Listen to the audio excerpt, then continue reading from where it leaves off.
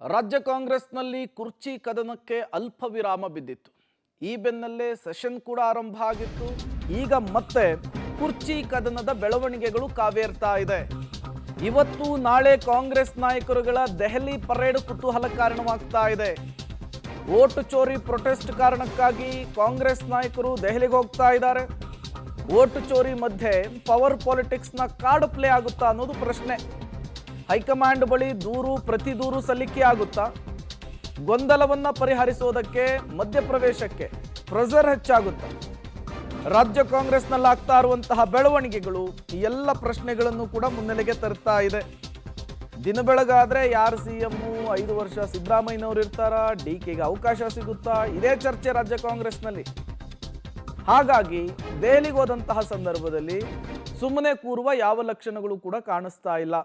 ಅವಕಾಶ ಸಿಕ್ಕಿದ್ದೇ ಆದರೆ ಡಿಕೆ ಬಣದ ವಿರುದ್ಧ ಸಿದ್ದರಾಮಯ್ಯನವರ ಬಣದವರು, ಸಿದ್ದರಾಮಯ್ಯನವರ ಬಣದ ವಿರುದ್ಧ ಡಿಕೆ ಬಣದವರು ಕಂಪ್ಲೇಂಟ್ ಅನ್ನು ಕೊಡೋದಕ್ಕೆ, ದೂರನ್ನ ಕೊಡೋದಕ್ಕೆ ರೆಡಿಯಾಗಿದ್ದಾರೆ ಅನ್ನೋದು ಗೊತ್ತಾಗ್ತಾ ಇದೆ.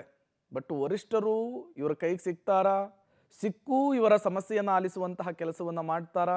ಸಮಸ್ಯೆಯನ್ನು ಆಲಿಸಿದ ನಂತರ ತತ್ಕ್ಷಣಕ್ಕೆ ಆಕ್ಷನ್ ಆಗುತ್ತಾ? ಅದು ಈಗಿರುವಂತಹ ಪ್ರಶ್ನೆ.